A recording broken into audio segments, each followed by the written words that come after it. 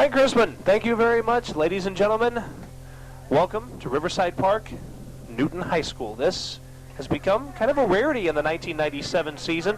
Not a whole lot of chances to bring you Ram baseball at home here this year, but we get the chance this year, and we're bringing it to you from Riverside Park. It is the Newton Rams and the Cedar Shoals Jaguars. This is a Region 8 Quad A Division B battle.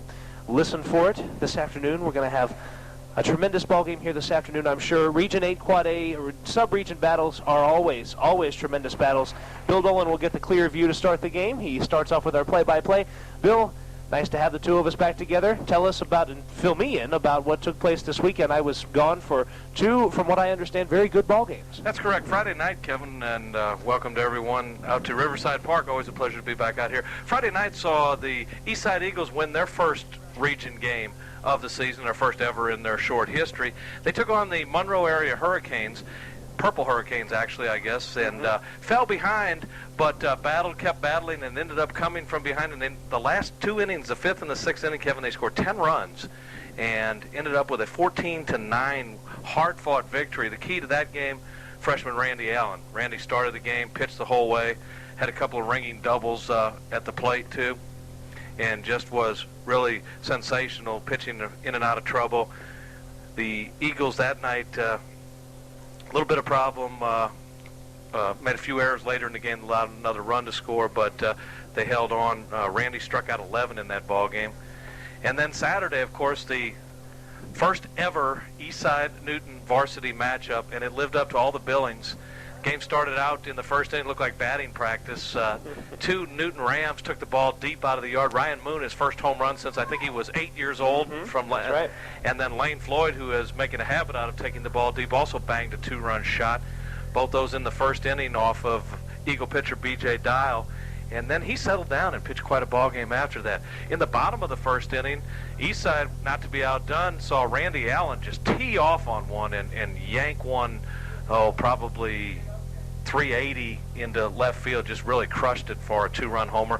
The Eagles came back and got 3 runs, actually led 5-4 until the 6th inning. Then they gave up an unearned run. Newton tied it up, and then in the top of the 7th inning, the wheels really came off for Eastside as Newton plated 8 runs to take a 13-5 lead. Eastside didn't go down without a fight, though. They ended up scoring 1 in the bottom of the 7th, but Matt Easterday came in and got the last batter to retire on a double play.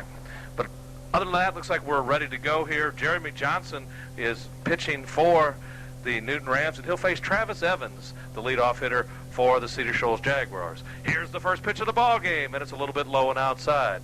Travis Evans, the right fielder, leads off. Tura Hunter, center fielder, hits second. Todd Marp, the shortstop, hits third. Alan Harrison, the third baseman, in the cleanup spot. Here's the 1-0. There's a ground ball out to Easterday at short. Up, throws, got him, 1 down.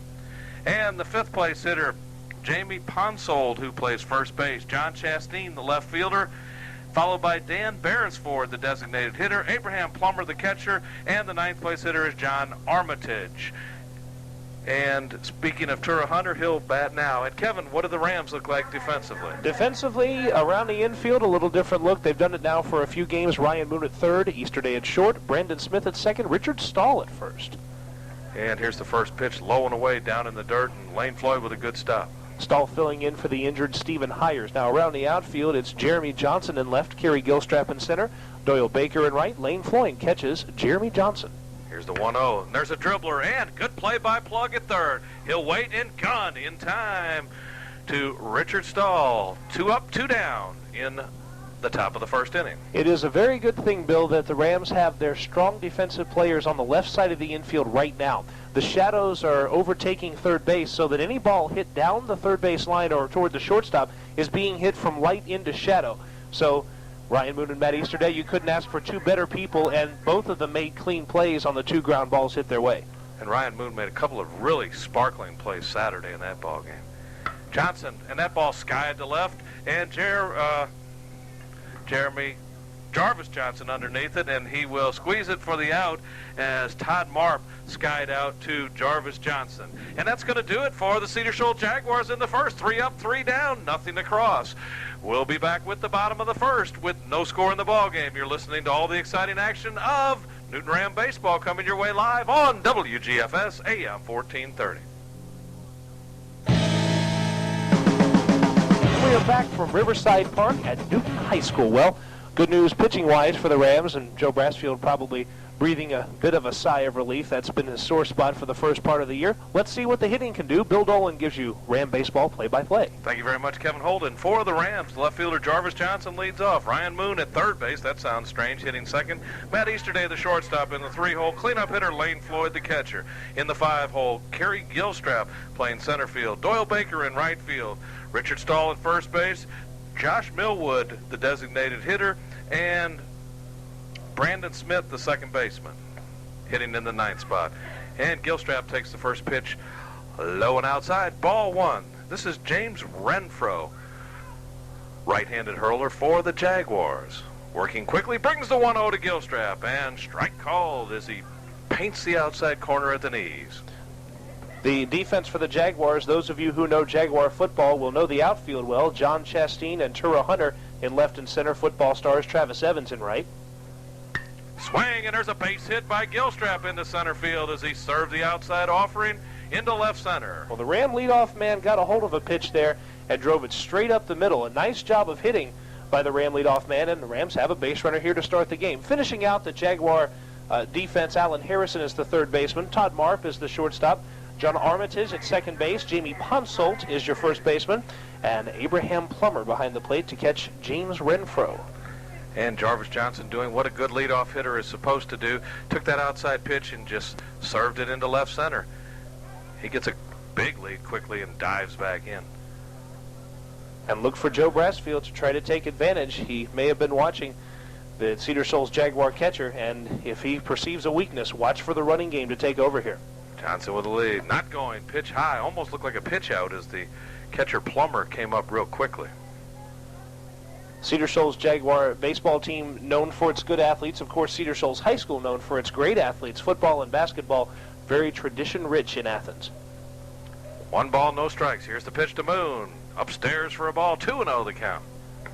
And if Renfro is going to have trouble spotting a fastball for strikes, then the Rams will sit and make him throw the fastball for strikes. Of course, watch for Moon maybe to sit on an off-speed pitch if Renfro tries to get it down. Swing and a fly ball to left center field. Back, that ball will not be caught. In fact, adios. Ryan Moon, for the second game in a row that we've covered, takes one out of the yard. And where is this power coming from, Kevin Holden? He has eaten his Wheaties, Bill Dolan. He's switched his cereals or something, because the young man has suddenly developed into the Babe Ruth of this squad. Now, what he did right there was to wait for the off-speed pitch. Renfro hung an off-speed pitch, a curveball, and Moon drove it. And you've got to know that young man is smiling right now. 1 home run, basically, in his entire career back in the Little Leagues. Here, 2 in consecutive ball games. And this one, quite a bit different than the last one. The wind actually blowing in across from left field. So that ball just kept going and going. And Matt Easterday will rifle one foul down the right field line. The Rams are going to try to take advantage here if they're swinging hot bats in the first inning and they're able to sit on an off-speed pitch and wait for the pitcher to throw strikes. Look for the Rams to put some damage on the board here. Here's the 0-1 to Matt, and that's down low in the dirt. So the Rams up quickly, 2-0 on off the bat of Ryan Moon. Jarvis Johnson led off with a ringing single, and then Plug drilled one into the left center field and cleared the wall by about 10 feet out there. Nothing cheap about that one. Absolutely not. Here's the pitch to Easterday, swinging a little number right back to the mound. Renfro up, he'll fire to first, and that'll be the first out of the inning. Matt appeared to be fooled by that off-speed pitch a little bit and really chopped down on top of it and got a good hop right to the pitcher Renfro, and he made the play easily. Well, when you're getting that momentum, sometimes you really want to take big hacks at pitches, especially if it's an off-speed pitcher you feel you can drill. And that pitch tailing inside, I think Easterday may have even swung a little too hard and probably kicking himself. That's going to bring Lane Floyd to the plate. First one down low, bounces off the plate and kicks away from the catcher Plummer.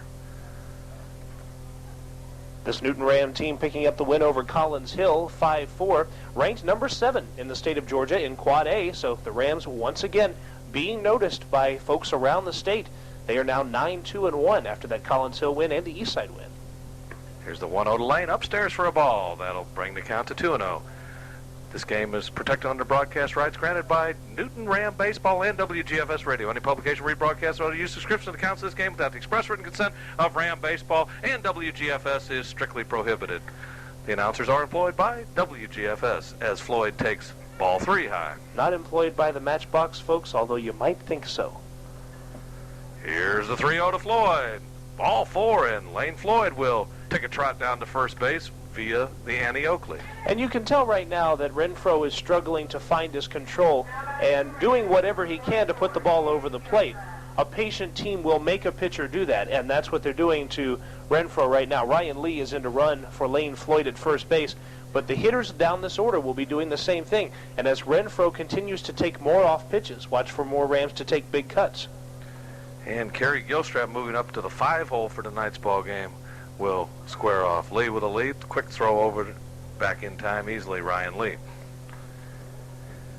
Now, for those of you that are not aware of it, of course, Lane Floyd is not out of the ball game. The catcher and the pitcher may have courtesy runners every time they reach base. This is in an effort to help speed up the game. Here's the first pitch to Gilstrap, way high. Plummer had to come out of his crouch and go all the way upstairs to pull that one down. And again, it appears to be a mechanics problem that basically, if you're James Renfro, you're stuck out there. It's time to correct it. There is no practice. It's time now. Here's the 1-0. Gilstrap rifles it down the right field line, just foul. Well, Kevin Holden, this is a week of what you might call baseball. Coming tonight from Riverside Park. Tomorrow night and Thursday night we'll be coming to the folks from the Eagles Nest out at Eastside, and then Saturday night at 7 o'clock, and that is a change in the scheduled time, we'll be bringing the rematch of the Eagles-Rams game. Gilstrap takes and going on the pitch is Ryan Lee to throw, and he's going to be dead from here to me to you. And he is out as an excellent throw that time by Abraham Plummer, and Ryan Lee gunned out by plenty. Well, I think in that situation, Bill, Kenny Lofton might have been out by quite a few steps because the pitch, although it wasn't intentional, was essentially a pitch out. Plummer came up out of the crouch to catch it about a foot outside, a foot down the first baseline. And when that takes place, then you've essentially got a situation where the catcher's standing up, ready for the throw to second. And like I said, very fast men, I think, would have been out there. 2-1 the count now to Gilstrap. Here's the pitch, and down low, and good pickup once again by Plummer. That'll run the count to 3-1. And it's good to see the patience from the young man Gilstrap. This is something that the Rams will need in future years. Remember, they're losing a lot of their infielders this year, and a couple outfielders as well. They'll need this patience.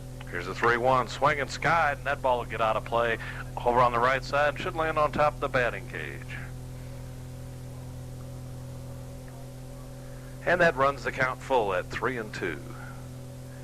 Kerry Gilstrap has been known to play a little bit of shortstop back in his younger days. Also does some pitching. We'll probably see him do some more pitching later this year for the Rams. Flamethrower. He's probably could be the hardest thrower on this team. Here's the 3-2 to Kerry. Swing and fouled back to the screen. Speaking of seeing someone pitch for the first time in Saturday's game, Matt Shell came in for the Eastside Eagles from center field, and he throws pretty hard. Of course, we know about how strong his arm is, having thrown the football for a few years. He is a quarterback, and you can imagine that would translate to the pitcher's mound. Here's the 3-2. Gilstrap with a shot to right field. Going back is Travis Evans. He turns the wrong way, but manages to come up with it at the base of the track, and that will retire the Rams in the first inning. But they scored 2 runs. They did so on 2 hits. There were no Jaguar errors and no one left on base. We head now to the top of the second. Your score is the Newton Rams 2, Cedar Shoals 0. You're listening to all the exciting action of Newton Ram baseball coming your way live on WGFS AM 1430. AM 1430 WGFS, your sports leader, as in Newton Ram baseball from Riverside Park, Newton High School. Here's Bill Dolan with Ram play-by-play. Thank you very much, Kevin Holden. And Alan Henderson, the third baseman, dances out of the way of a Jeremy Johnson pitch, and that's a ball, 1-0. Johnson working quickly, side-wheeling right-hander, swing and a miss, and Harrison could not come up with that one. And Johnson has been tough on righties all year long. Has very good control, very good movement. He's not the hardest thrower, but the control and the movement have won him some games. 1-1 pitch, way outside, down in the dirt. And Kevin, I've been really impressed with the improvement Lane Floyd has made as a catcher defensively. His skills are just really top-notch at this point.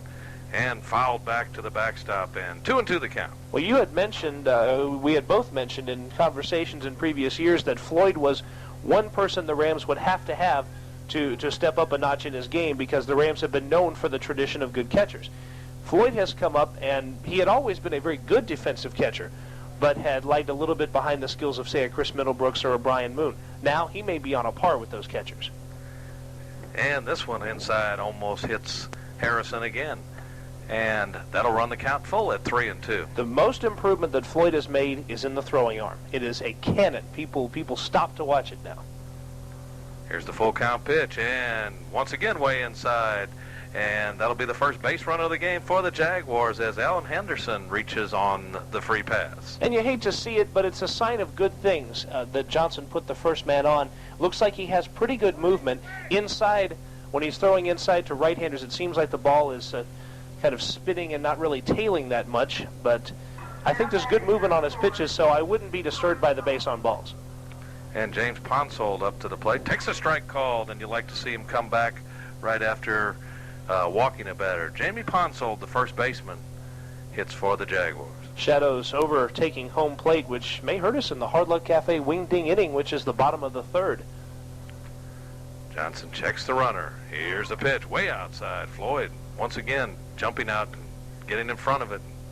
That's something Lane does so well, is he doesn't just stick the glove out. He goes out and gets in front of the ball so that if he isn't able to glove it, he's able to block it. He does as good a job as anybody I've seen all year in blocking the ball. And the chance to play every inning, every day has helped him quite a bit. It's helped him develop an accurate throwing arm, and it's helped him block a lot of balls. I think that the chance to play on an everyday basis is something that has helped him rise to the occasion.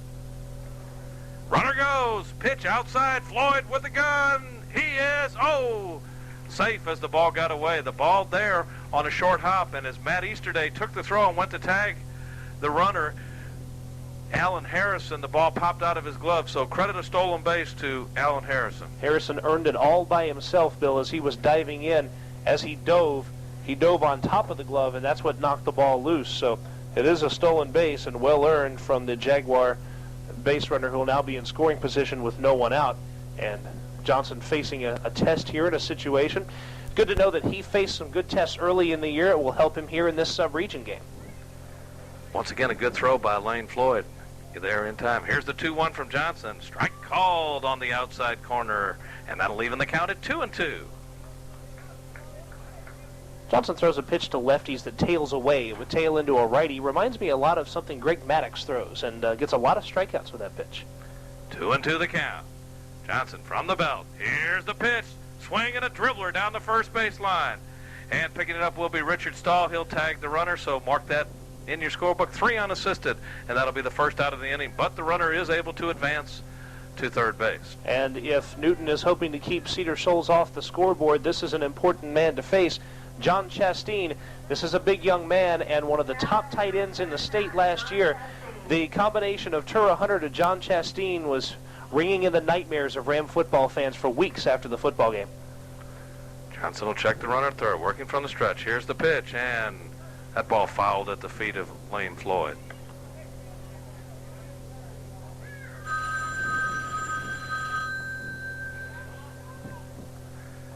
Johnson will try to ring up this hitter.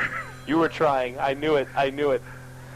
Here's the 0-1, and once again a great stop by Lane Floyd as that ball breaks away and into the dirt. I could tell you were just a buzz with puns there.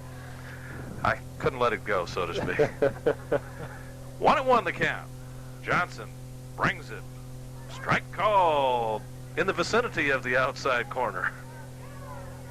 Johnson with good movement there, and that may have helped him as that ball tailed in and had a lot of tail at the end. Maybe it caught the front end of home plate, perhaps. 1-2. Here's the pitch. Just a little bit low. Now, Kevin, you were talking about that tail.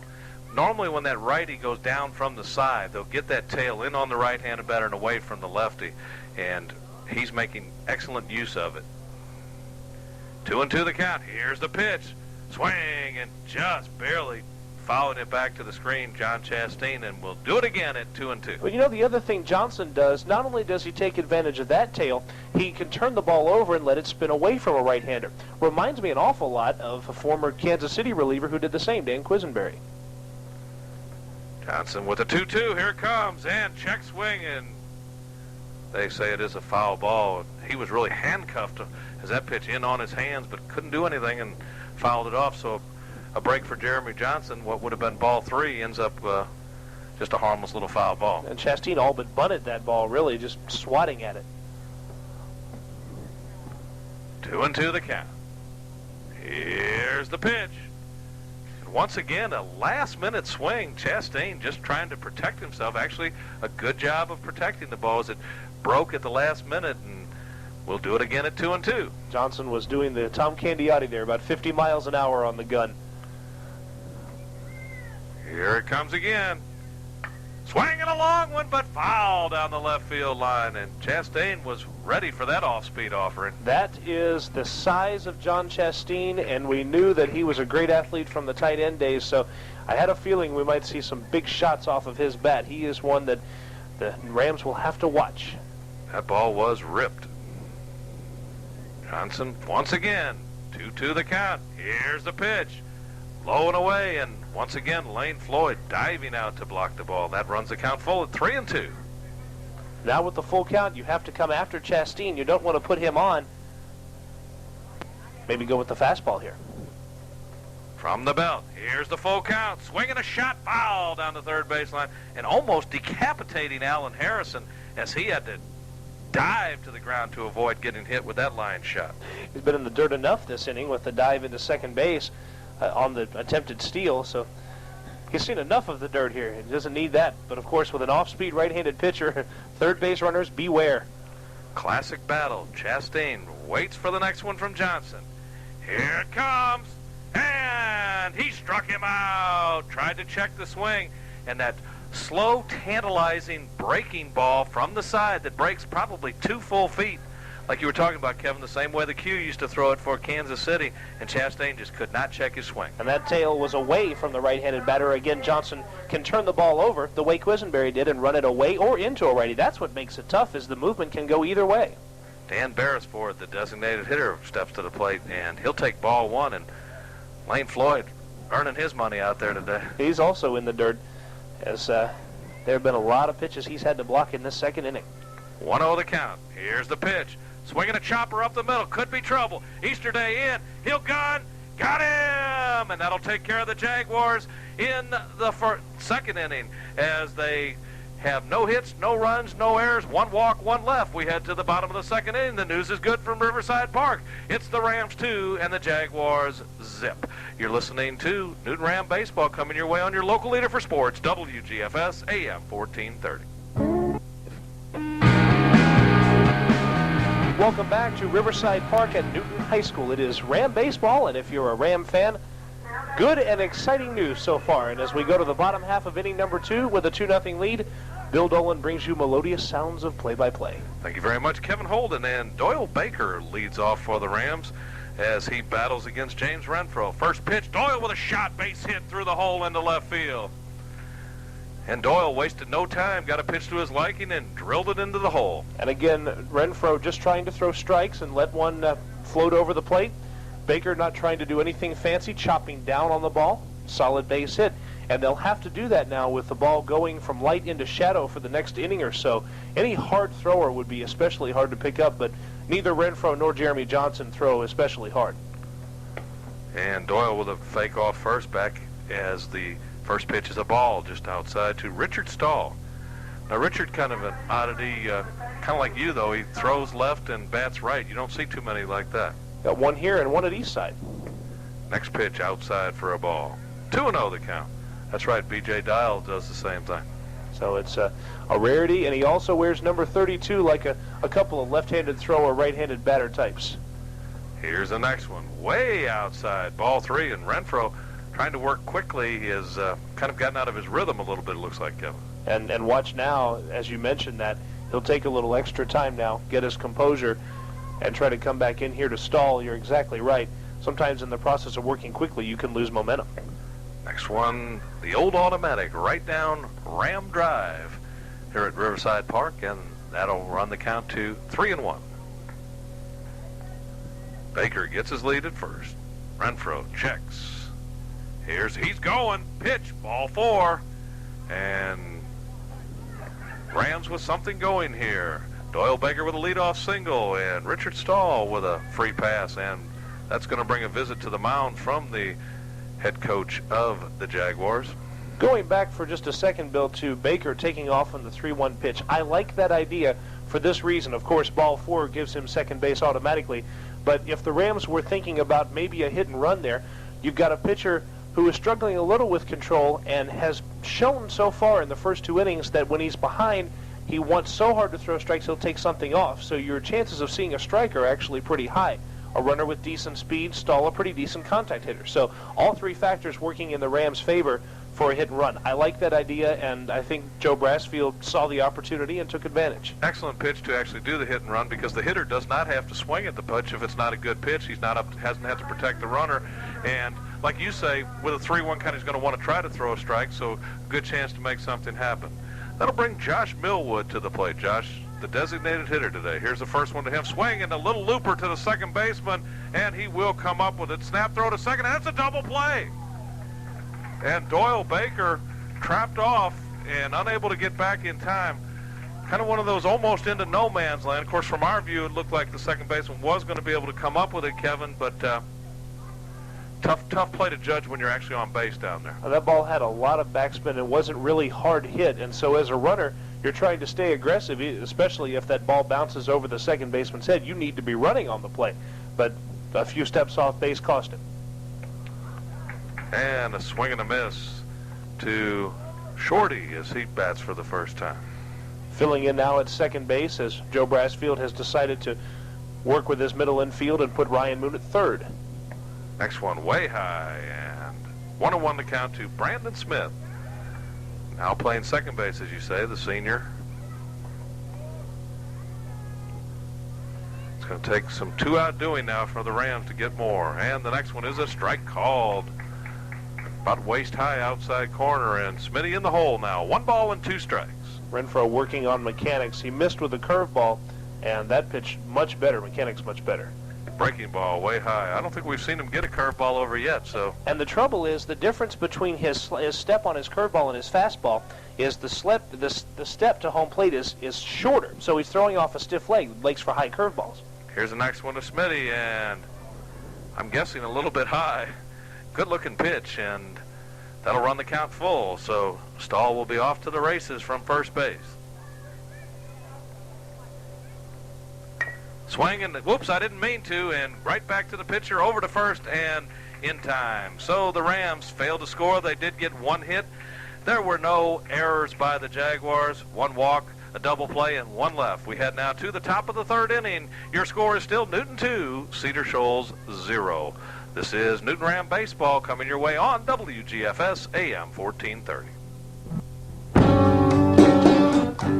AM 1430 WGFS and Newton Ram Baseball. Rams will try to shut down the Jaguars and preserve the shutout. Here's Bill Dolan with play-by-play. Thanks very much, Kevin Holden. Abraham Plummer, the catcher, drills one down the third baseline and fouled by inches as he just missed a double down the line. Interesting to see how the Jaguar hitters are adjusting to the sidearm right-hander here. Batters take different adjustments to the sidearmers. Plummer that time was completely up out of his stance, completely opened up and just swung with the hands trying to hit the ball hard. Here's the 0-1 from Johnson to Plummer, and strike as he could not check his swing. You see a lot of that with a slow side wheeler like Johnson. Just off stride, check swings. Here's the 0-2, upstairs for a ball. First time that Plummer didn't bail out there, too, because on the first 2 pitches, his momentum was already carrying him toward third base, which is something you do almost subconsciously against the sidearmer. Here's the 1-2, and that one will get past Lane all the way to the backstop.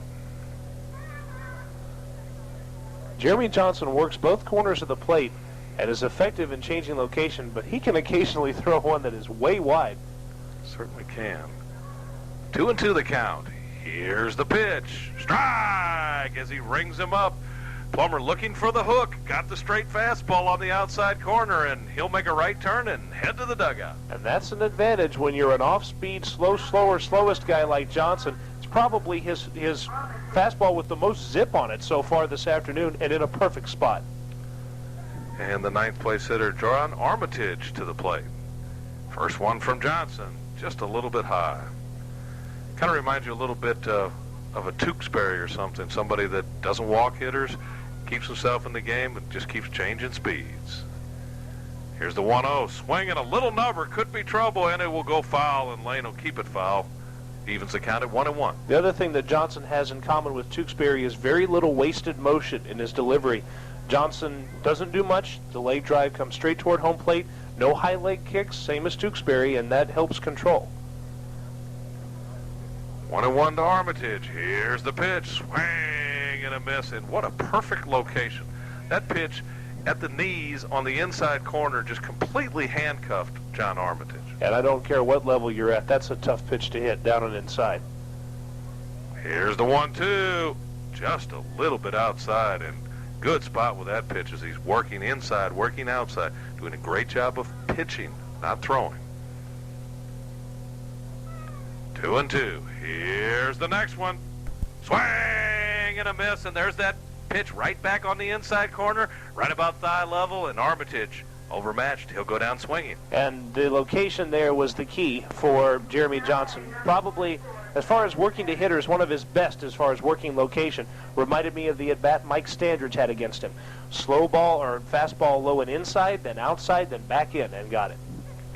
Here's the leadoff hitter. He'll drill one to left field. Jarvis turns back. He's got it, and that's going to do it for the Cedar Shoals Jaguars in the top of the third inning. 3 up, 3 down, nothing across. We'll head now to the bottom of the third inning, and yes, the Hard Luck Cafe wing ding inning. Your score is Newton 2, Cedar Shoals 0. You're listening to all this on What Else But WGFS AM 1430. Welcome to the bottom half of inning number 3. This could be a very special inning for one of you out there listening to Ram Baseball. 80 hot wings on the line in the Hard Luck Cafe wing ding inning. Bill Dolan brings you play-by-play and details on how to win in the wing ding. All right, Kevin Holden, thank you very much. Yes, the wing ding inning brought to you by the Hard Luck Cafe. Much the same as the Goodies Jackpot that you used to hear on Braves broadcast. Send in your name, address, phone number on a postcard. That'll get you entered.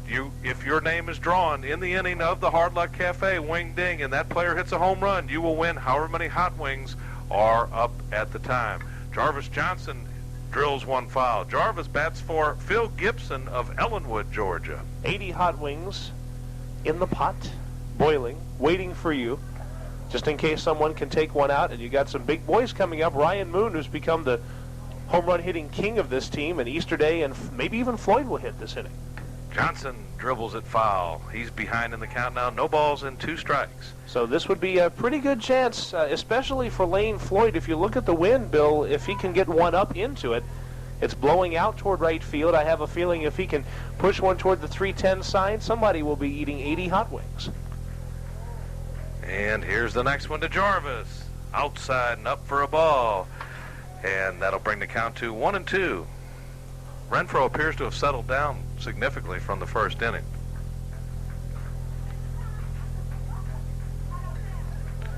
Working from the wind. Here's the 1-2 to Jarvis. Slow breaking ball, and once again he still has yet to throw a curveball for a strike. And again, we were talking about the step toward home plate. When you throw off of a stiff leg, you can't bend the curveball. And pitchers who throw off of stiff legs will hang that curveball every time.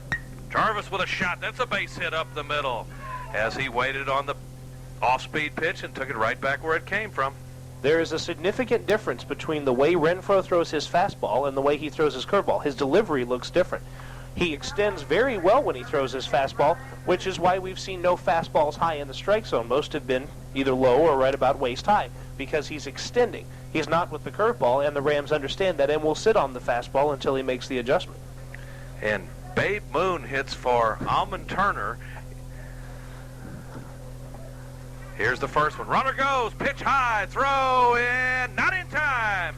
As Jarvis Johnson with a great jump.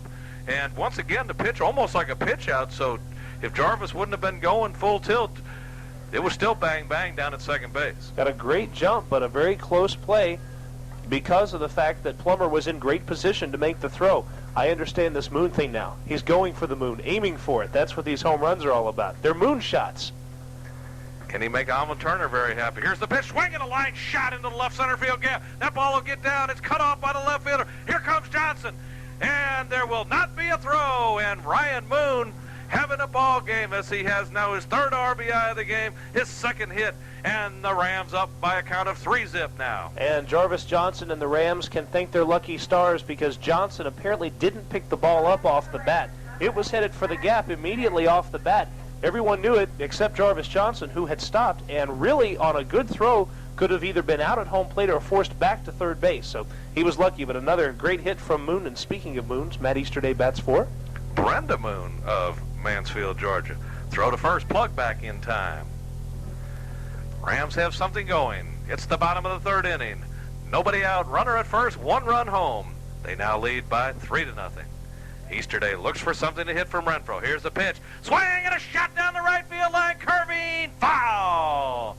Has Easterday made a bid for that 310 sign? He was looking to win 80 hot wings for Brenda Moon, and Easterday did the right thing against the off-speed pitch outside going that way. Most pitchers, of course, who haven't faced Easterday don't realize his power is to that side of the ballpark. So when you throw him outside, you're pretty much playing into his hand. Matt likes to aim for that Hard Luck Cafe sign out there in right center field. No balls and one strike. Moon with a lead.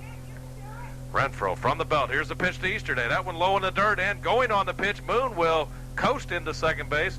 Kind of a delayed steal, but he was going, and we'll credit Ryan with a stolen base. It looked like the delayed steal was on because the second the ball hit the mid of Abraham Plummer, he took off. In fact, he was gone before the ball ever hit the dirt in front of home plate.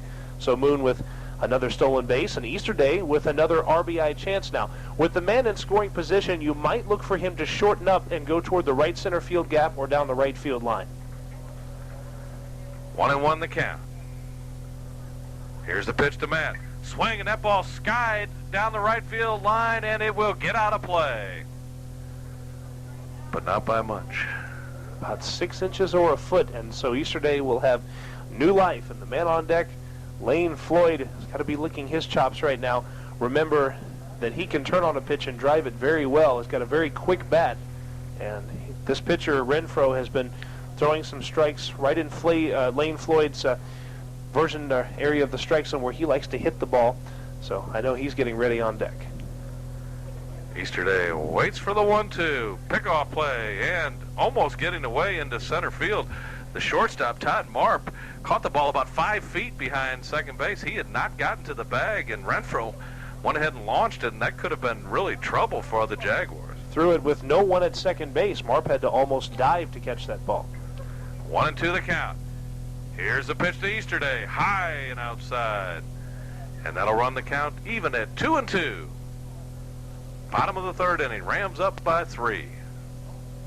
And Ryan Moon has delivered all 3 of the runs. Easterday waits. From the belt, here's the pitch. Swinging a dribbler towards the second baseman. And Armitage up over to first and in time, but it doesn't show up in the box score, but that's an important play because it does move Ryan Moon over to third base with less than 2 out.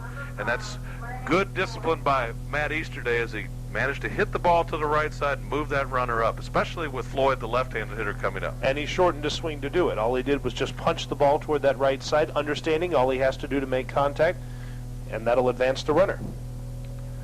And Lane Floyd bats for Charlie Henderson of Mansfield. And the first pitch is up high for a ball.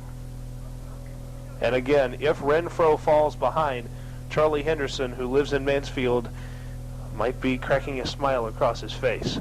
Here's the 1-0 to Lane. Swing and a shot to left field. In his tracks, John Chastain. He's got it.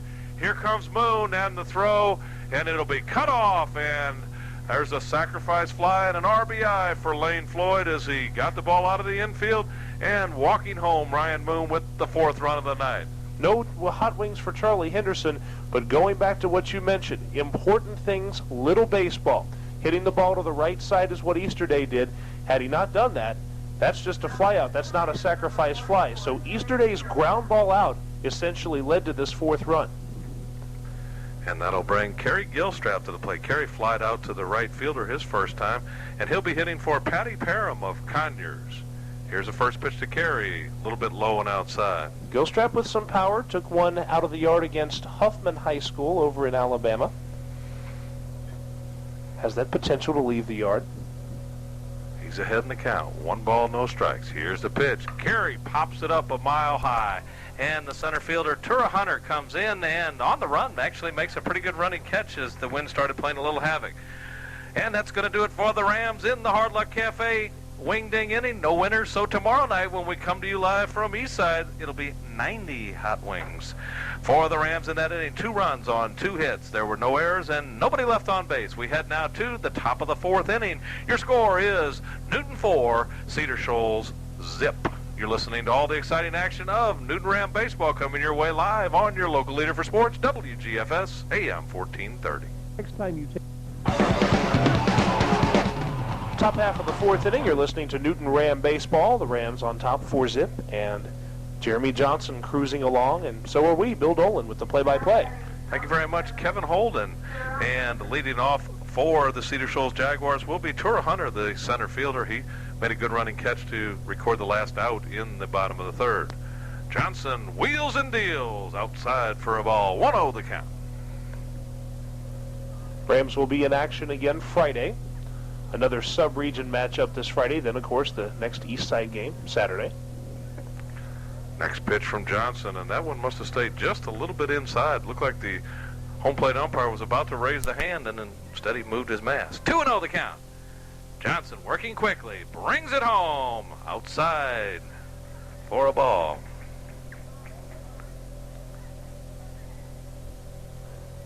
That Saturday game of, once again, we want to make mention, it's been moved to 7 o'clock, that starting time. Newton and Eastside for the 2nd time. Great matchup first time around. Here's the 3-0, inside, ball 4, and that'll put Tura Hunter on base with nobody out in the 1st inning. Only the 2nd walk given up by Jeremy Johnson. In fact, they've only had 2 base runners, both of them via the pace on balls. I guess in the 4th inning we better quit not say that other word. I wouldn't do it just yet, especially because we've got to worry about scoring some runs and building up a safe lead here before we worry about that. Todd Marp, the hitter, swinging. He'll loop one into center field, and Kerry Gilstrap back and squeezes it out number 1. Not a lot of hard-hit balls from Cedar Shoals in this game, and of course that is a sign that they're being fooled by Johnson by the variance in speeds, the variance in locations. The flyouts really have been weak flyouts. There was one very hard-hit ball to Jarvis in left field, but Johnson made one catch on a ball that was right at him. Same way to Kerry Gilstrap, just weak pop flies. Yeah, that ball, though, carried a little farther than what it looked like when it was first hit. And Alan Henderson bats. Here's the pitch. Swinging. There's a shot. Matt can't get it. That's a base hit into the gap. Over quickly is Jarvis to cut it off. And heading to 3rd is Tura Hunter. Tura Hunter is the quarterback, or was this fall, for the Jaguars. So you know that young man has speed. And Alan Harrison did a good job there with no one at first base of taking a very wide turn about halfway between 1st and 2nd. Just in case that throw went in, he was going to go to 2nd base, but Easterday wisely holding on to that. Almost made that catch, almost did the acrobatic in the air. Came very close to coming up with it, but just couldn't quite do it. And that's going to bring Jamie Ponsol to the plate. He grounded weakly to the first baseman his first time up and takes a strike called on the outside corner. And it is like the folks like Jeremy Johnson that Joe Brassfield is looking toward if the Rams are hoping to continue winning games the way they have. It's the pitching that's been their sore spot this year, and they're trying to work on that. And there's a strike called on the outside corner, and Jeremy Johnson comes back and quickly ahead in the count. 0-2 to Ponsol. Ram infield looks for the old wholesaler, trying to get 2 for the price of 1 and get out of the inning. Johnson checks the runners. Here's the 0-2. And see you later. Talk about your off-speed, slow, tantalizing curveballs. And Ponsol shakes his head in disbelief and heads for the dugout. Jeremy Johnson has an array of speeds, literally a plethora of different speeds to throw at you. He struck out Armitage on a hard fastball on the outside corner. That could have been a Pascual Perez-Ephus pitch there. 2-0 the And that's going to bring Chastain the big, and there's a shot, and that's a base hit, and that'll drive in the first run of the game for the Jaguars as Chastain just waited and served that pitch right back where it came from, up the middle. A good job of hitting by John Chastain. Chastain doing the things you have to do against this hitter, this pitcher. Remember, last time up, Chastain was looking to kill the ball, looking to drive it out to left field. This time, completely forgot about the home run, trying to hit it back where it was pitched. And the more Jaguars do that, the more successful they'll be on the hitting side. And it's going to bring Dan Beresford, the designated hitter, to the plate. He bats with 2 outs. Johnson brings the first one, and down low, and another great stop by Lane Floyd. And with 2 men on, in a situation here where you have the potential tying run at the plate, you want to keep both of them out of scoring position, so the defense of your catcher becomes even more important. 1-0 the count. Johnson brings it home, swinging, popped up a mile high. Could be trouble, Holden. Easterday will give way to Kerry Gilstrap, and he comes in and makes the play. That's going to do it for the Jaguars in the top of the 4th inning. When we come back with the bottom, Kevin Holden will be bringing you the play-by-play. The Jaguars do score 1 run. They did so on 2 hits, no Ram errors, and they left 2 runners on base. We head now to the bottom of the 4th inning. Your score is the Newton Rams 4, Cedar Shoals Jaguars 1. As you're listening to Newton Ram Baseball coming your way live on WGFS AM 1430. If you're Welcome back to Riverside Park as the dynamic duo trades off, and it's righty giving it over to the lefty to bring it home. The righty got the lead. Can the lefty finish it? Here with your play-by-play, Kevin Holden. I was practicing my pitching, and I only hit a couple of batters yesterday, so maybe we have a good finish in store here at Riverside Park. Doyle Baker will lead it off here for the Newton Rams. Here's Renfro's wind and first delivery. Called strike, catching somewhere around the area of the outside corner, 0-1. After Baker, it's Richard Stahl and then Josh Millwood. Rams, 2 in the first, 2 in the third. Ryan Moon, the big bat today, driving in 3. A 1 pitch falling in low. This umpire has been a little bit generous with the outside part of the plate, but I feel that that's benefited Jeremy Johnson a lot more so than James Renfro. It's the movement that does that. There's a swing and a high pop fly.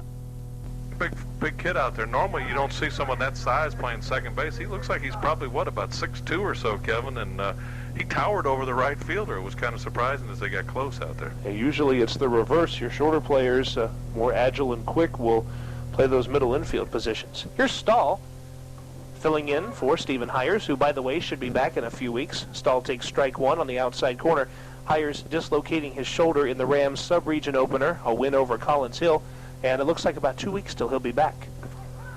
Stahl takes another one on the outside corner and another strike. And Kevin, something certainly smells good wafting in the air from the concession stand down below. Wind by Renfro. Here is his 0-2 pitch. Strike 3 called. James Renfro, nice job of pitching there. Kept 2 around the outside part of the plate, then expanded the strike zone about 6 inches and got strike 3.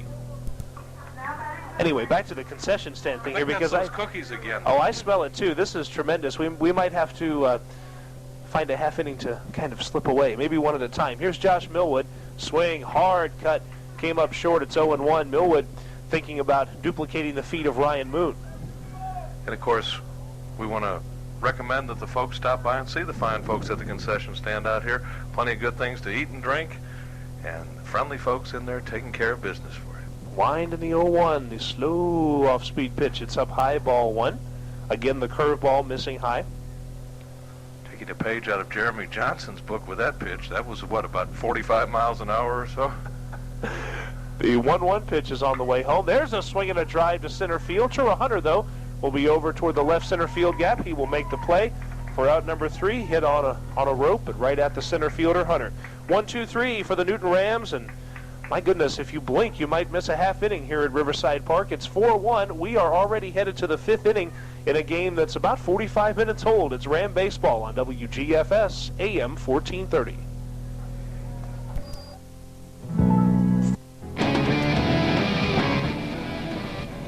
Welcome back to Riverside Park and Newton Ram Baseball. We head already to the top of the 5th inning.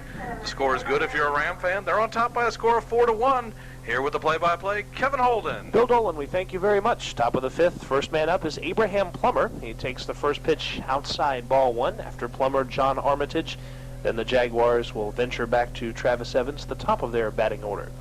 1-0 pitch, swinging a bouncer third base side, could be tough. Johnson ranging, nice throw to first base, and they got Plummer for out number one. That one could have been a no man's land ball, but Jeremy Johnson springing off the mound to make the play. Made it look pretty easy, too, because that ball was in a tough position. And I don't think Ryan Moon is going to be able to make that play if Jeremy doesn't. But he sprung over, got the bounce, planted, did not rush his throw, made a good, strong throw, and they got the runner by about 2 steps. And so with Plummer gone, here's John Armitage. He struck out last time. Takes the first one, the ever so slow pitch down low, ball one. It's Phil Necro against Joe Necro, I think, here from the ballpark this afternoon. Neither exactly a flamethrower, for sure. The wind and the 1-0 pitch almost hit him inside, tailing into the righty. 2 balls, no strikes. Now, can you imagine if the Rams had someone like Judd Hall still on their team, if they could follow up Johnson with Judd Hall? Could you imagine the shock on the other team? It would be a tremendous thing. 2-0 pitch, bounce down the third baseline, gets past Moon into left field. Rounding first is Armitage. He heads for second base, and he'll be in there safely. That one took a horrible hop on Moon at third base. It was way up in the air, and as soon as it bounced, it pretty much stayed on the ground just like a ground ball. Yeah, tough, very tough chance for Plug down at third base, but let's see what the official score is going to call that. Since it actually went through the wickets, it really wasn't a bad hop. It was a no hop, so they're going to have to call an error on Ryan Moon. So the man will be at second base on the 2-base error. Rams second baseman, of course, moving over there for the last couple of games. First pitch is down low to Travis Evans, ball one, in a game that has been zipping along. A total of 7 hits by both sides, 2 from the Jaguars and 5 from our Newton Rams. Runner leads away from second. Fastball is inside. Floyd staying in front, making the good stop, 2-0. What made that play so tough for Ryan down at third base? If he doesn't get that short hop and lays back, there's no way he throws him out. So it's a chance he had to take, and then he just pretty much pulled up on it, looking for the ball to come up on and bounce, but it didn't. It stayed down, and a lot of times that'll lead to errors as the ball then will go through the hole. That put one man on, and Johnson in danger of doing it again. The 2-0 pitch misses inside. The cripple pitch is due now to Evans. Taking, and it's right down Ram drive for strike one. So Jeremy Johnson, despite all the movement, when he needs to, can come in and throw a strike. See what he can do here, 3-1. Floyd setting up inside, 3-1 pitch, called strike. That looked like it caught the outside corner or close thereby. Full count now, 3-2 as the Ram hurler battles back. Once again, the umpire giving that outside portion of the plate or thereabouts. Lefty digs in, 3-2 pitch, bounced right back to the mound, ranging over Smith, gets a nice hop, flings to first in time. That's the second out. Armitage will move over to third base, but now the Rams can concentrate on Tura Hunter to try to get out of this inning. Good play by Smitty there, as that ball actually came up higher than he thought it was going to. It looked like he was going to get it about waist high, and he had to come up and take it in front of his face. He reacted quickly, made a good strong throw, and of course worried just about getting the runner, which he needed to do, get the runner first, and the runner going down to third doesn't hurt anything if Jeremy can get this next hitter. Now Tura Hunter, he bounces one just past the outstretched glove of Johnson. It's Easter Day on this one. The cannon to first base, and they get Tura Hunter, the speedy man, there for out number 3. No runs, no hits, 1 error on the Newton Ram part. That man was left at third base, though, and that means the Rams hang on to the 4-1 lead as we head to the bottom half of inning number 5. Glad you're with us this evening for Newton Ram Baseball on WGFS AM 1430. And welcome back to the races as this ball game races right along. We're in the bottom of the 5th inning already. Ball game not even an hour old yet, Kevin Holden. Rams on top by a score of 4-1, and it's around to the top of the order. And here with the play-by-play is Kevin Holden. If you had your money on the blue horse in this race, so far you're looking pretty good. It's Brandon Smith to lead it off here for the Newton Rams. He takes strike one on the outside corner. It's Smith, then Jarvis Johnson, and then Ryan Moon. Rams without a hit since the third. They essentially manufactured a pair of runs in that inning. 3-run lead for them. The 0-1 pitch, there's the curveball that finally dipped down and caught the outside corner for a strike. One of the few we've seen thrown for strikes today. And Renfro really appears to have gotten into a groove now. In fact, he has the Ram hitters a little bit off balance. Wind and the 0-2 fastball. That's high and outside, ball one. Smith bounced back to the mound last time, back in the second. Have an excuse me check swing, and he was easily retired. Wind by Renfro, and he brings home the 1-2 pitch. Strike three called, outside corner. And James Renfro in the last two innings has been a much different pitcher, coming out, retiring the Ram hitters via throwing strikes. Yeah, that's been the key. He's had them off balance a little more. They have not been able to dig in and get good cuts at him. And much different looking pitcher when he throws strikes. When he throws both pitches, fastball and curveball, for strikes, that makes a world of difference. The hitters can't sit on the one pitch. Here's Jarvis Johnson. He takes the first curveball. That was a very good pitch, but just missed inside, ball one. And whatever he was doing wrong mechanically is different now because the curveballs are floating in and dropping. He really wanted that call, but the man in blue did not pump it up. Johnson is 2 for 2, looking for his third base hit. That pitch didn't miss by a tremendous amount, but it's 2-0 to the Ram left fielder. Has scored a pair of runs and even stolen a base. He's been all over the place tonight. And he'll be followed by Ryan Moon, who also is a perfect 2 for 2. That one almost hits him inside. Jarvis Johnson in the driver's seat, 3-0, and will Ryan Moon be muscling up on the on-deck circle? He's already taken one out of the yard here. In fact, he's dialed 8 for a long distance twice in the last two games. Strike called, outside corner to Johnson, 3-1. And you got to think Ryan Moon is just swelling up with the newfound power off of his bat right now. 3-1 pitch is on the way to Johnson. Swings and hits one high in the air. Left field side, giving chase is Harrison, but it floats past him out of play, and the count runs full now, 3-2. Beautiful, beautiful evening for baseball. In fact, it had been a bit breezy before, but if you look at Old Glory in straightaway center field, she rests comfortably against the flagpole. Not a lick of wind. Temperature very comfortable, about 65 degrees. 3-2 on the way. That one lined right back up the middle. That'll be a base hit for Johnson, taking it right back where it was pitched and scaring James Renfro, who had to skip the rope to be over that one. And Johnson, for the third time this game, is on base, doing it right from the leadoff spot. Jarvis 3 for 3, 2 runs scored, and once again, and that looks like that's going to be all for Renfro. That base hit, and it was a hard hit ball, is going to end the night for James Renfro, who it appeared had started to throw the curveball for strikes and was starting to work things out. But apparently Cedar Shoals head coach has decided to make a change, and as he makes the change, we'll take a quick break. You are listening to Newton Ram Baseball, and of course it's live on WGFS AM 1430. And welcome back to Newton Ram Baseball, coming your way from Riverside Park on the campus of Newton High School. And here with the play-by-play and the pitching change is Kevin Holden. All right, Bill Dolan, thank you very much. And the new pitcher for the Cedar Shoals Jaguars is Xavier Barrett. So Xavier will see what he can do with this Ram team, facing slugger Ryan Moon, who is 2 out of 2, the home run and the single. He's driven in 3, scored a pair, and even stolen a base. Throw to first base, and Johnson is back in. They'll be watching him after the great jump that he got last time out. Taking a look at the 1997 Newton High Ram program as the first pitch to Ryan Moon is ball one. Got a nice spread there from the DARE program. We know some of those people, don't we, Kevin? Very much so. Very, very much involved folks, even with the radio station.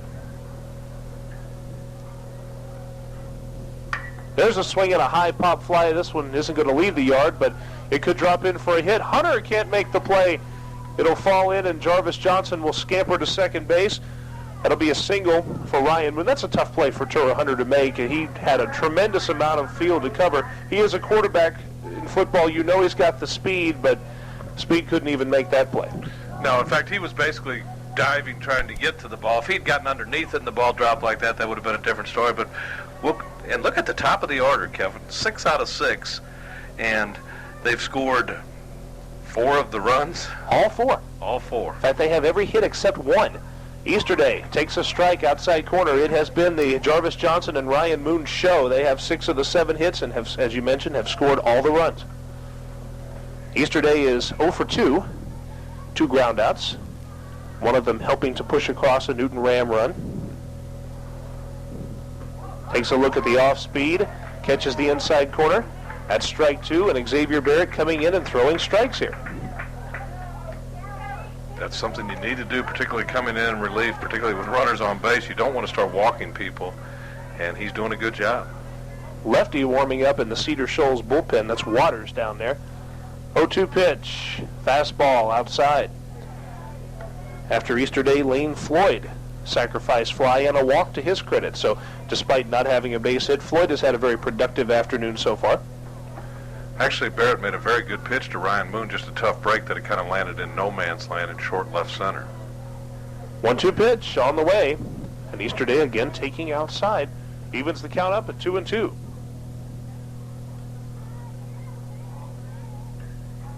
Next Newton Ram broadcast on WGFS will be a Newton versus Eastside broadcast. Saturday, 7 o'clock starting time. Used to be 1 o'clock in the schedule, but they've changed it, so be here. 2-2. Runners were going. Bounce toward the shortstop. Going to be a tough play. Charging is Marp. He'll have no throw and chases the runners back to the bags. That's a base hit for Matt Easterday and about a 70-foot base hit, but with the runners going, a tough play for Todd Marp just to get to that ball, and certainly no play on Easterday at first base. And you really have to believe that the runners going is what made that play go, because they took away all the forces out of the play. Good call by Coach Joe Brassfield. Matt Easterday, not a great contact, and but you know, in the box score, it looks like a rifle shot up the middle, doesn't it? Easterday hasn't hit a ball out of the infield tonight, but he's helped the Rams produce one run and may have helped them produce a few more here. And that's all they can ask. Lane Floyd, with the bases loaded now, takes the first pitch outside, ball one. Don't we wish this was the wing-ding inning? We could be looking at potentially 100 hot wings for a winner if Floyd could take one out of the yard. That's right. A grand slam is always 100, no matter where the count stands in the season. There's a swing and a hard grounder to second base. Could be a double play ball. Flip to second for one. And no safe at second base, they say, as Marp apparently, the throw pulled him off the bag. He had to do an acrobatic play to get out of the way of Matt Easterday, and apparently it caused him to miss the bag. Meanwhile, a run comes across, so it's 5-1 Rams. And that'll go as a fielder's choice for Lane Floyd and an RBI, and charge the second baseman with an error on the throw, as he tried to rush in the attempt to get the double play, and he definitely did pull the shortstop off the bag. Good call by the umpire. He was in position. Normally they give that automatic call down there at second, so he did a good job, because the shortstop definitely came off the bag before getting the throw. And now Kerry Gilstrap will get his chance with the bags juiced. There's a swing and a liner. That one's going to be a base hit into right field. One run will score. Here comes Easterday. The throw-in will be cut off. The two-run base hit from Kerry Gilstrap. And the hit parade for the Newton Rams now. In the fifth inning, they lead it 7-1. And once again, another ball, not hit very hard, but they sometimes call those seeing eye singles, and that ball just kind of trickled past the second baseman into right field, and that actually helped being so softly hit, because that allowed the runner to score easily from second base. Perfect spot. You almost couldn't drop one any better than that. Now Doyle Baker will try to put his name and his mark on this inning. He takes the first pitch. Strike one. Would have had a tough time reaching for the outside pitch there. Baker with a base hit his first at bat, and then a little liner to the second baseman his last time. Takes this one. It's outside and low for ball one. So the count is even. The Rams in this inning now with 4 base hits, all of them singles, and they've put across 3 runs. So not using the long ball, but using it station to station, base to base. 1-1 pitch. Swinging a foul tip at home plate. Baker will face a 1-2 count. Though just a little bit behind on that fastball. He did get a piece of it and stays alive at 1-2. And that's what will happen after you're facing slower, and slowest from Renfroe. Xavier Barrett certainly is not Mark Wohlers, but he does throw the ball much harder than Renfroe. 1-2 pitch on the way home. That's an off speed, taken low. Evens the count up at 2-2 to the Ram right fielder. The Rams can hang on. They'll go to 2-0 in sub-region play. Of course, those are the games that count the most. They count toward the region tournament and any postseason play beyond. Runners lead from first and second. 2-2 is on the way. Swinging a hard liner down the left field line. Will it stay fair? No, it won't. Bounces once and out of play. Doyle Baker tattooing one down the left field line. Doyle got one to his liking inside. He really turned on it and drilled it, and it hooked foul probably by about 6 to 8 feet and then hopped the fence and out of play. So Baker will take a look down at Joe Brasfield, who is probably saying, Doyle, make contact, son. He'll dig back in with first and second. One down. Floyd and Gilstrap take their leads. Pitch is low. It gets away from Plummer.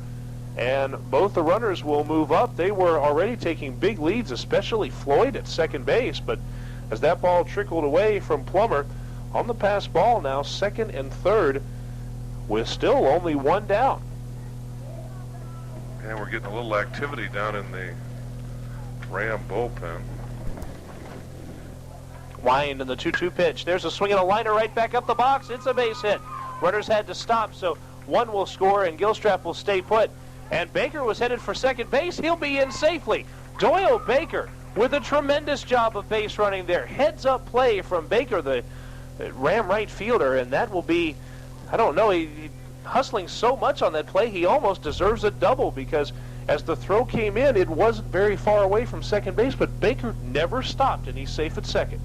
Well, in that case, you almost have to give him a double if he never stops. And we're going to get another pitching change here, Kevin. And the pitcher we saw throwing down in the Ram bullpen was starter Jeremy Johnson. It's been a very long inning here, so Johnson apparently just getting his work in. I wonder if this is a routine from early in the year. Remember, they used Johnson in the last 3 innings, so is he making Johnson think maybe he's coming in now to be the closer with the 8-1 lead? I don't know. You might see Johnson come out up by 7. One thing's for sure, Xavier Barrett has come out, and as Cedar Shoals has changed pitchers, we're going to take this quick break. You're listening to Newton Ram Baseball here on WGFS AM 1430. And welcome back to Newton Ram Baseball in Riverside Park, and they've knocked out the second pitcher of the inning as Xavier Barrett is gone. And coming in to pitch is whom, Kevin Holden? His name is John Chastain, Bill Dolan. He was in left field previous to being called upon here. Right-hander, a pretty hard thrower, and he will face Richard Stahl, Josh Millwood, and Brandon Smith, who have a chance to drive in a couple more runs. Doyle Baker, the hustler, is at second base, and Kerry Gilstrap at third. Richard Stahl will have the chance to drive them in, and Cedar Shoals cannot afford to let any more runs score. They bring the entire infield in here. First pitch, fastball low to Stahl. And Chastain, in his warm-ups, threw a couple that got by the catcher back to the screen. So Kerry Gilstrap needs to be alert here. He may get a chance to break loose. Chastain appears to be one who throws much harder, but the control not quite as much there as with the first two pitchers, Renfro and Barrett. Fastball a little bit low to Richard Stahl, 2-0. The lights are on at Riverside Park, and the Rams are lighting it up on the scoreboard.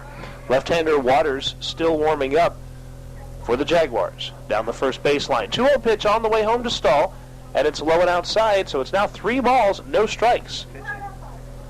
You guys said Chastain was. Pitcher discussing matters with his shortstop.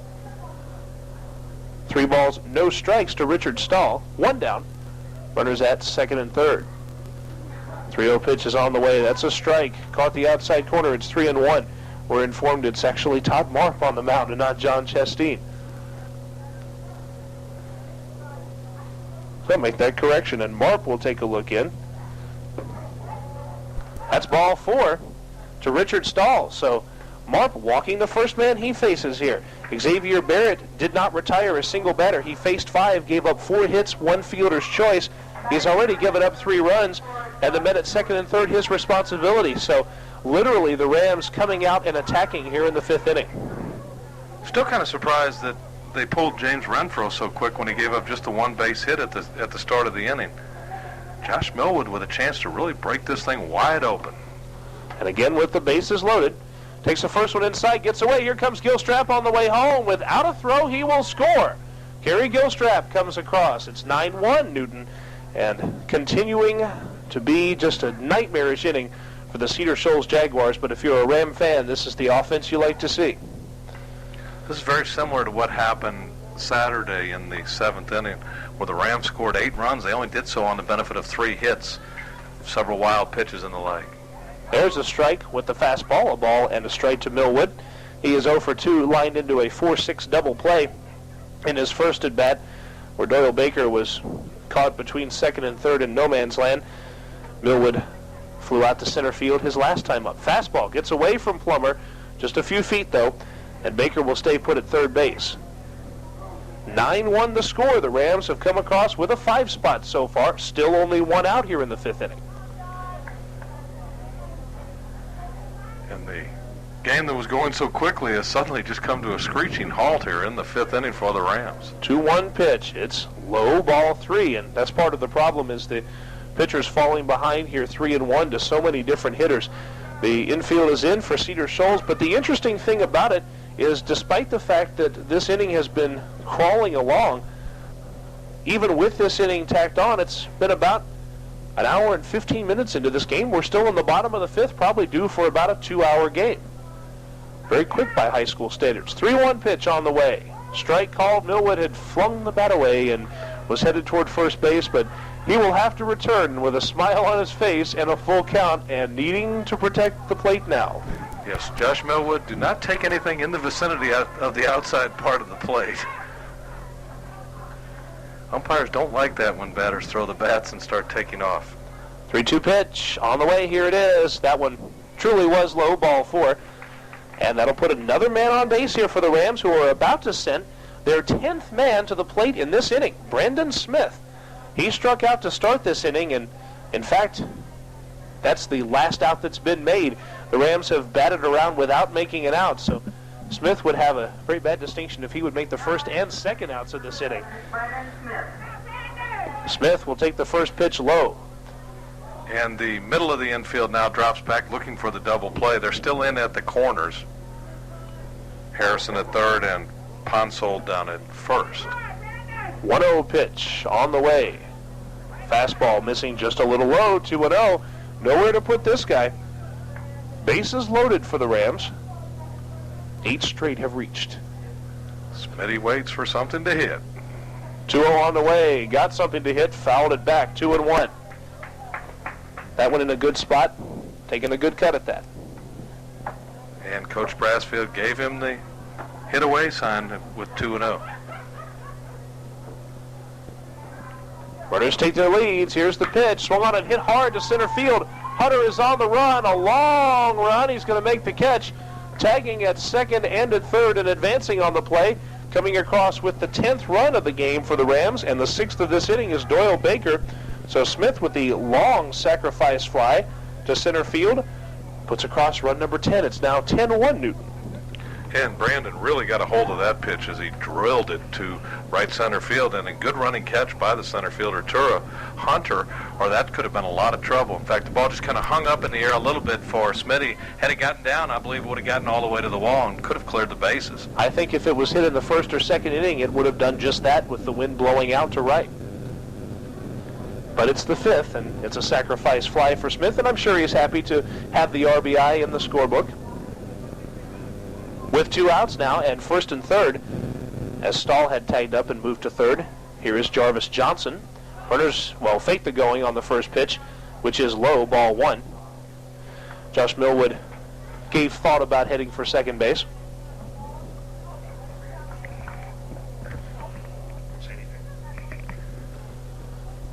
Well, Kevin Holden, I'm afraid I'm going to have to leave it with you. I'm going to have to slip out of here for a previous commitment, so I think you've got enough of a lead here to hold on. You're going to leave me out here solo, alone to be thrown to the wolves. I know you're going for those cookies at the concession stand. I know what it is. Stretch the 1-0 pitch outside, ball 2. And have fun, and we will see you tomorrow night from Eastside High School. And that'll be a 5:55 start. How much you want to bet it'll be more like 6 o'clock? Or later, perhaps. A lot of games have been like that. This one was a late start. 1-0 pitch. No, that's a 2-0 pitch outside, ball 3. So behind 3-0 with first and third, and we'll, of course, hear Bill Dolan's voice throughout the weekend as we'll give you broadcast Friday and Saturday and Monday here on your leader for sports. 3-0 pitch on the way to Johnson. High, ball 4, and the nightmare continues for the Jaguars. as the bases once again loaded with 2 down. Another base on balls. It is the third that Marp has given to this team, to this Ram team in this inning. He's faced a total of 4 batters, walking 3 of them. So the bases now loaded. And here's Ryan Moon. Already has 1 home run to his credit in the first, and singles in the 3rd and 5th. Looking for the 4-hit game. It would be nice with the bases loaded. He takes the first one for a strike right down the pipe. 6 runs already across. And the Rams looking to tack on to that. Richard Stahl away from third, Millwood from second, Johnson from first. 0-1 pitch. High and outside. Evens the count at 1-1. 2 down here. Brandon Smith has made both the first and second outs of this inning, with the second being a sac fly. 1-1 pitch. Got a piece of it. Fouled it off to the right. 1-2 now. And for this Ram team, it's probably nice for them not to be playing in these 13-12 kind of games that have caused some cardiac trouble for the rest of us who watch Ram baseball. It's kind of nice to have a little more comfortable lead. The 1-2 pitch, outside, ball 2. Looked like Marp tried to put away Ryan Moon with a curveball. 2 balls, 2 strikes, 2 down. Bottom of the 5th. Takes another one high, ball 3. And now a crucial pitch, 1 more wide one. This game would then be a 10-run Newton Ram lead.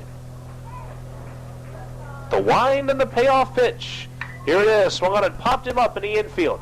Right side, calling for it is Armitage, the second baseman. He makes the catch. And the Rams, sending 12 men to the plate here in the 5th inning, have brought to a close a very productive 5th inning. 6 runs across for them. They did so on a total of 5 hits.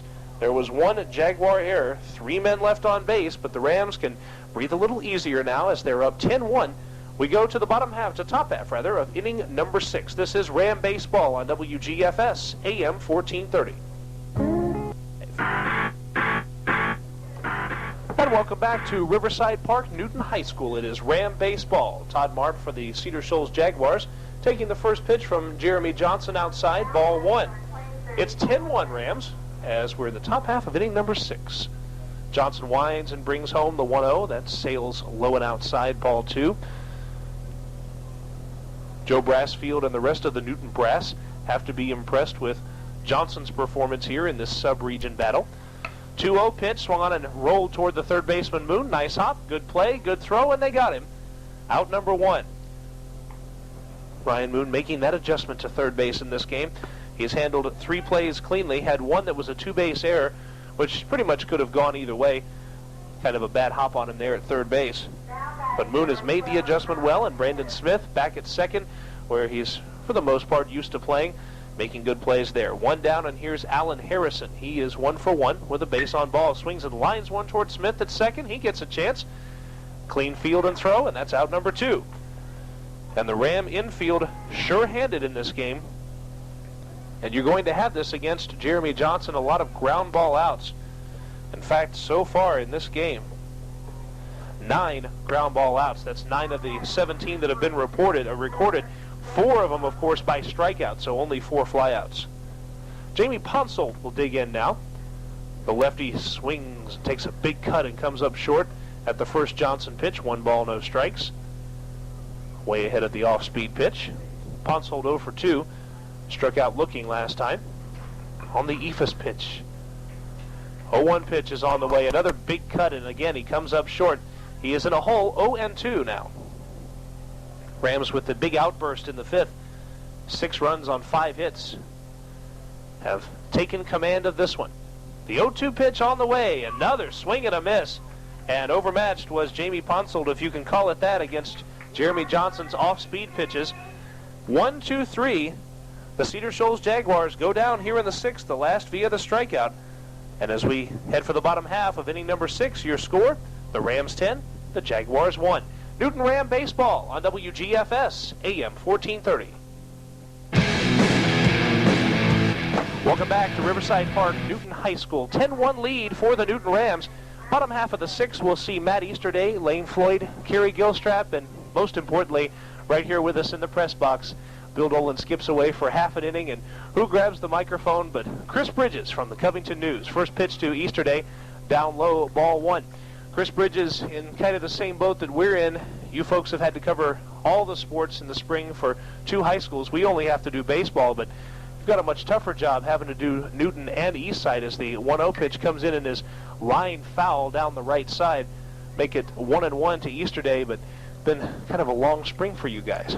It always is a long spring, and when you add another high school into the mix, that just makes it even tougher. But like you say, somehow you just have to get through it and continue on each day. It seems like something's going on every day, usually 6 days a week, I think. But when spring rolls around, it's that way every year. Easterday digging in here against Todd Marpwine, and the 2-1 pitch on the way, swung on in line toward the shortstop. Shortstop making a good play, and the throw to first, dug out well by Jamie Ponsold down there. Easterday is now 1 for 4, and that is the first out here in the 6th inning.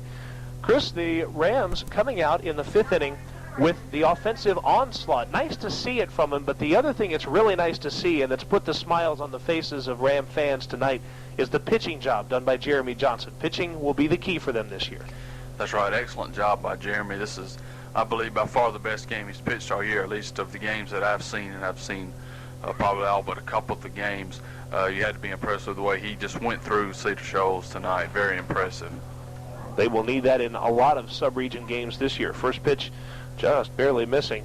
Ball 1, Jake Kirkham digs in. Lane Floyd had been batting cleanup, but Kirkham, the pinch hitter here, takes this one for a strike and takes kind of a weird look back toward the umpire. He thought that one was ball 1, so it's pretty much even up now, a ball and a strike. A wind, 1-1 delivery, took a cut at a pitch in the dirt, came up short, 1-2.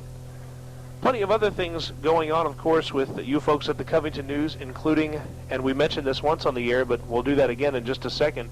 Congratulations to one of your staff members. Swing and a miss by Kirkham. He looked overmatched, and he is gone for out number 2. But someone very near and dear to you on the sports staff is now a proud parent. That's right. Jennifer Caracciolo, who most people will recognize, covered Eastside Sports for us and did a great job. Recently gave birth to her first child, a healthy baby boy, and both mom and child and even dad are all doing fine. So. And we, of course, wish Jennifer and her family the best. Here is Shane Ballard. Takes the first couple pitches for balls, so 2 balls, no strikes to Ballard, who's hitting for Kerry Gilstrap. Brassfield giving the second team a chance to strut their stuff here in the 6th inning. 2-0 pitch is on the way. That's a strike on the inside corner. 2-1. Isn't it nice to not have to deal with a 13-12 score like we've had in so many games? You can relax at this point in the game when you're up 10-1, and basically I kind of thought the game was going to end after the 5th. All we needed was one more ball, and we'd have been up 10 runs. But I guess it just kind of delayed the inevitable a little bit. Wind and the pitch. That one is down low. That's ball 4. And Shane Ballard comes in and impresses as he draws the base on balls to bring up Doyle Baker. Baker 2 for 3, and Chris, talk about this play. Doyle Baker with a base hit to center field, and the throw being cut off at the mound, but Baker never stopped. He headed for second base and was in there diving with the double. Great hustle from the Ram right fielder. Right, that was aggressive base running at its best. Doyle never hesitated. He had second in his mind the whole way, and when the throw came in like it did, he was able to get in there. And I heard you mention it on the radio a while ago. You have to give him a double on that because, I mean, he never slowed down. It wasn't like he stopped at first and said, well, I think I might try to make it a second. It was for him, it was a double all the way.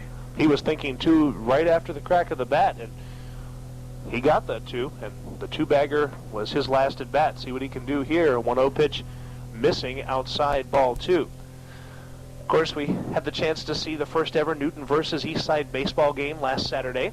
Pretty good matchup, and I know the rivalry will be continuing there. 2-0 pitch is inside, ball 3. What did you think of the first Newton Eastside game?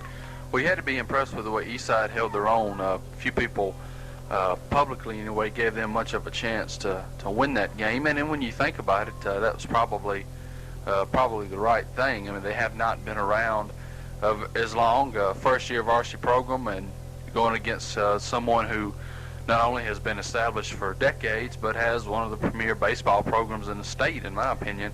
But yet there it was going to the 7th inning with the score of 5-5.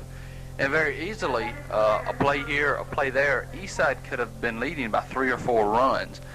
Newton stayed in it with some good defensive plays and some good clutch pitching at times that kept that game tied. And had it not been that way, it could have been a whole different story going into the 7th inning. Here's Dustin Peck. Doyle Baker receiving the base on ball, so 2 men on.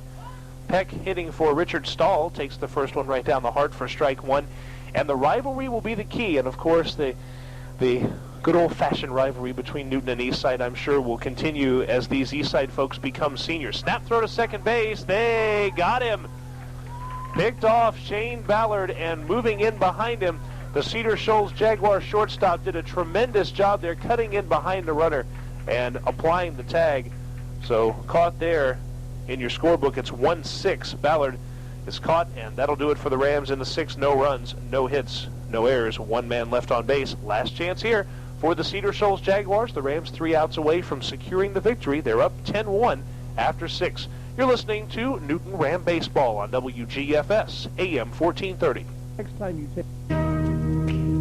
John Chastain due up first for the Cedar Shoals Jaguars. It's Ram Baseball on WGFS.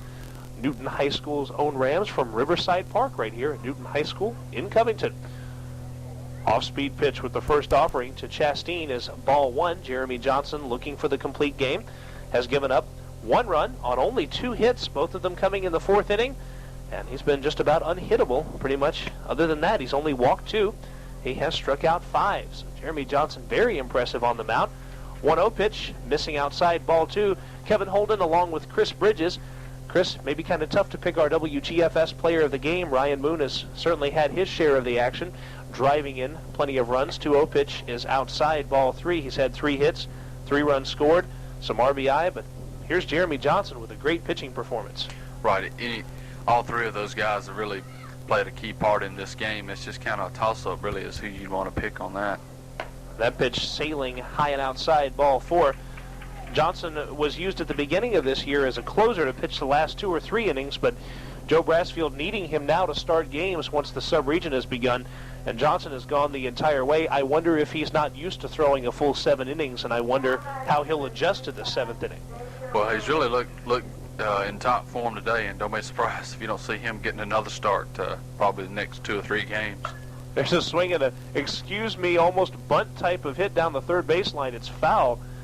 And Dan Beresford, the DH, was fooled so much on that pitch that he just stuck the bat out right in front of the ball and let the ball come in and meet the bat. Yeah, that was a little unusual there. Like you said, he was fooled so much, all he could do was stick the bat out there, and he almost got a hit out of it. Drove it down the third baseline, a couple of feet foul. Ryan Moon is down there patrolling that territory now. 0-1 count. Beresford getting set, was bailing toward third, and takes strike 2 on the outside corner. Got to feel bad for the right-handed batters facing the right-handed sidearm pitcher. You see some odd swings and some odd batting stances and some odd strides away from Johnson and toward third base as that pitch comes up high, ball 1. Lots of people being fooled by Johnson when he's on. 1-2, nobody out. Top half of the 7th, Rams have a 9-run lead. Looking to close the door here. The 1-2 pitch. Slow off-speed curveball. Make it 2-2. Glad we're not hitting against this guy, Chris. Yeah, Cedar Shoals has some good hitters. You can tell when they come up there, especially the first time around, they really didn't know exactly how to handle him. You don't see that many pitchers who throw this way in high school, and it's very unusual when you have to face someone with that type of delivery. Beresford way out in front.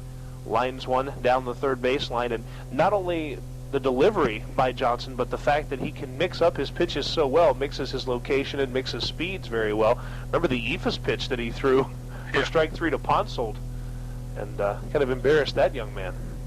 Yeah, he had no idea what was coming on that one. He was thinking something completely different. Throw to first base, and Chastain is back.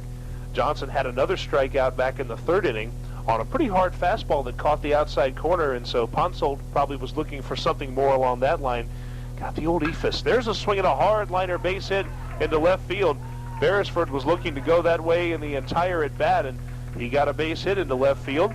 That is the 3rd hit by the Jaguars, and they have the first 2 men on here in the 7th inning with no one out. Johnson may be beginning to tire just a little bit. My guess would be they probably won't let him go much longer if he doesn't get out here with this batter. Pitch hitter now for Abraham Plummer. Hip is his name.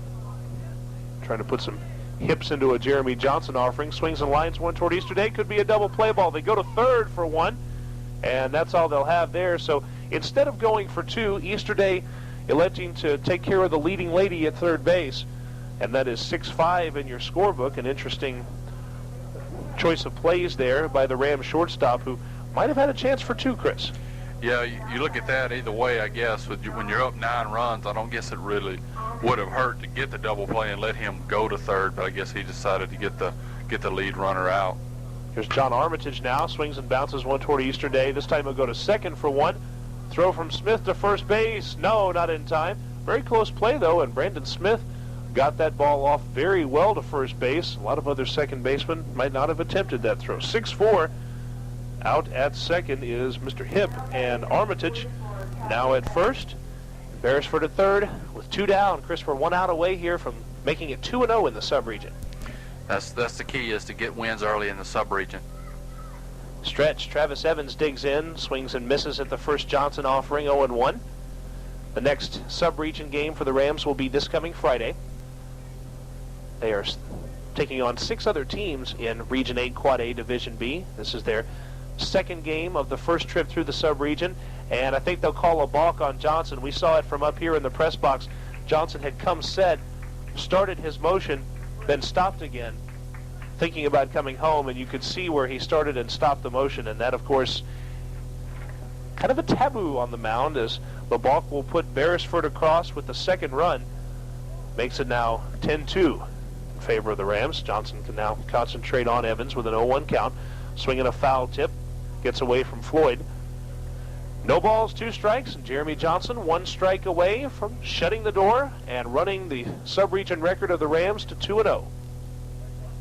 Got some tough games coming up. Duluth and Shiloh, 2 teams to watch in this sub-region. 0-2 pitch on the way. The slow off speed, tailing away from the lefty, goes outside, 1-2. So, Chris, what's your agenda look like for the next few days here, sports-wise? Well, pretty much the same agenda that y'all have. We've got Newton going Friday, Eastside going tomorrow, and then the 2 battling each other on Saturday. Here's a swing and a grounder. Nice range from Smith. He'll have to hang on to it, though, as he ranged so far for that one and kind of smothered the ball that there was no chance to get Evans at first base, so that'll be the 4th base hit by the Jaguars. No doubt about it, Chris, the spring can be a time of year where you can pretty much run yourself ragged on the sports front with tennis and with golf and with soccer and with the folks, of course, here with baseball. It's more sports than the average person can deal with. That's right. Like we said earlier, it never stops this time of year. First pitch a little bit high to Tura Hunter. It's 1-0. Hunter is 0 for 2. Takes this one for a strike on the outside corner. So with Bill Dolan gone, Chris Bridges keeps the seat warm in the color analyst seat here. It's call me the Jeff Van Note here of Newton High School, color analyst of the year. The 1-1 is down low, 2-1. I guess it's better than being called the Pharrell of Covington. That could be kind of a scary thought. I'm probably about the same size as Van Note, so I don't know if that's good or not. 2-1 pitch is on the way, and that's a strike on the inside corner, 2-2. Well, of course, if you've seen the size of the 2 regular Ram broadcasters, you fit right in, so it works out perfectly. We could make a great front line for some quarterback somewhere. 2 balls, 2 strikes, 2 down.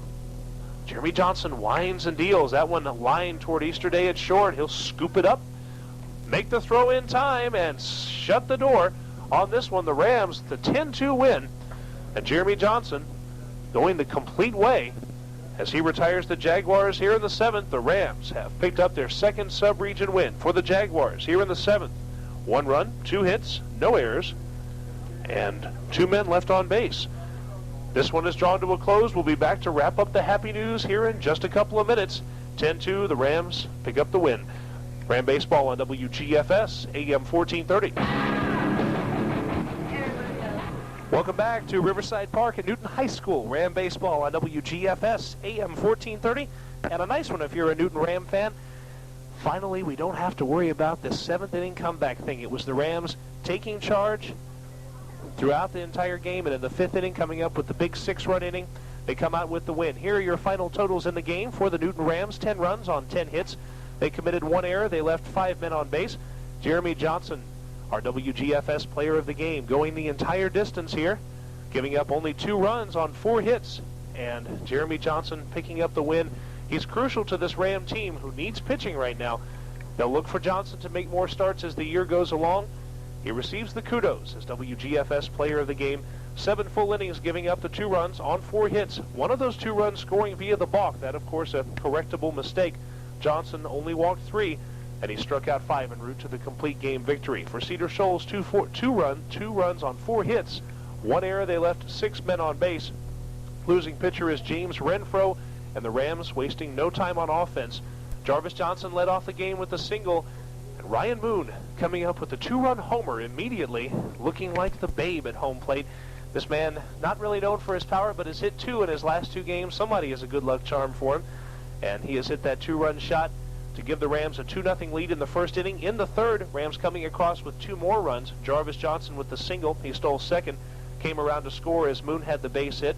Moon promptly stole 2nd, advanced to 3rd on a ground out by Matt Easterday, came across to score on the sacrifice fly by Lane Floyd.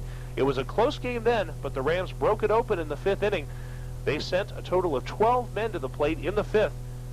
They had 5 hits and a total of 6 runs. A couple of wild pitches helped the Ram cause there. 3 walks also in that inning as they tore through 3 different Cedar Shoals pitchers en route to the win. The Rams now a record of 10-2-1. They are ranked number 7 in the state of Georgia in Quad A, and they will try to work on that ranking and improve it this Friday with another Sub-Region 8 Quad A Division B battle. Then, of course, Saturday, the next Newton Ram broadcast on WGFS. Rams and the Eastside Eagles go head-to-head at 7 o'clock. That's a time change from the original 1 o'clock start. And if you come out to the ballpark at Riverside Park, you might hear a new set of folks doing the public address announcing. Now, we've got them in here with us as the game has ended. And we heard your voice, of course, in the background here. We've got four young ladies in here, I would suppose all Newton students, right? Who are here helping out with the game. So let's go from my left to my right. Just give your name and what you did. Okay, my name is Crystal Miller, and I did announcing for the game. Okay. Crystal was the voice we heard. Go ahead. And I'm Kelly Willer, and I did a scoreboard. Kelly was the person who got us up to date on the counts every time out. Hello, my name is Jessica Simpson, and I did some of the announcing. Jessica took care of some of the duty. One person can't handle it all. It's a tough job. My name is Julie Peck, and I did some of the announcing. Wait a minute, that name sounds familiar. Dustin Peck's sister. Ah, I understand now. Okay. So these 4 young ladies were up here in the press box tonight helping out, and that's the Newton High School tradition and connection. This is what takes place here at Newton High School. They've been trying to get the students out to help out. Brian Edwards was here doing some public address announcing as well. So welcome, young ladies. We hope to hear a little more from you as the season goes along. Okay, thanks. But I can't let you go without giving me one cheer for the Newton Rams. After all, that's what the school spirit's about, so go ahead. Go Rams! Woo, go Rams! We'll have them work on it. JB kicks butt too. We roll. Eastside, we're coming to get you. That'll be the Newton Eastside matchup Saturday at 7 o'clock. And for all the folks who helped us out with Newton Ram baseball tonight, we give them a very hearty thank you. We will see you from the Eagles Nest at Eastside High School tomorrow. It'll be Eastside at 5:55. They are taking on the Madison County Red Raiders at 5:55. Join Bill Dolan and myself, Kevin Holden, for the live broadcast. Our executive producer this evening, Brian Crispin, and for him and for a cast of thousands from Riverside Park, Kevin Holden reporting your final. The Rams win it 10-2. Good night, everyone.